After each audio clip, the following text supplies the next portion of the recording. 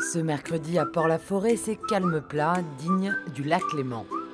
À bord de Cheminée Poujoula, on retrouve l'éco-skipper Bernard Stam et Philippe Legros, accompagnés de leurs préparateurs Ewen Leclèche et Olivier Singelin. Les stagiaires du pôle course au large commencent la journée par des entraînements au départ, une manœuvre qu'ils ne feront qu'une fois durant la Transat Jacques Vabre, mais qui permet de roder le duo.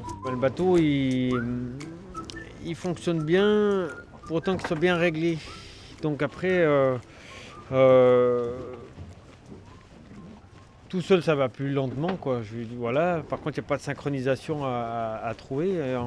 À deux, les choses se font beaucoup plus rapidement en termes de manœuvre et de réglage. Par contre, ça demande de la coordination et là, c'est de l'entraînement, quoi. Sur le pont, on note la présence de Christian Lepape, qui observe d'un œil attentif. On a l'impression qu'à l'extérieur que c'est relativement tranquille.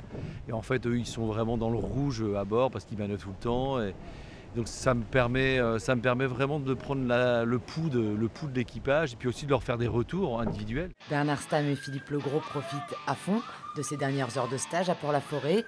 Après une confrontation sur un bord de travers, le vent se lève et les 5 IMOCA prennent le départ d'une course autour des Glénans. Et ça fonctionne bien pour Cheminée Poujoula, qui se fait quand même doubler par Massif, mais qui garde Safran, PRB et Maître Coq dans son sillage. Mais ce n'est qu'un entraînement et les deux skippers savent rester humbles. C'est de la confrontation avec ceux qui sont les favoris du plateau, c'est sûr.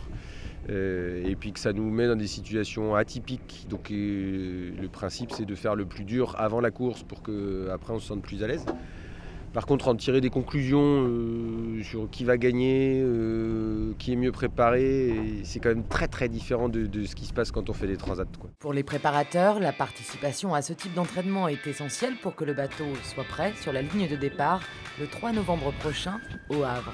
Par exemple, on a fait une petite semaine sans navigation la semaine dernière pour parfaire les différents détails qu'on avait repérés sur les semaines précédentes, et je me rends compte aujourd'hui qu'il y a encore du travail, donc ça va occuper l'équipe jusqu'au départ. La prochaine navigation pour le duo de Cheminée Poujoula sera la remontée jusqu'au Havre. Les skippers feront quand même une petite étape à Douarnenez, histoire de souhaiter bon vent aux concurrents de la Mini Transat.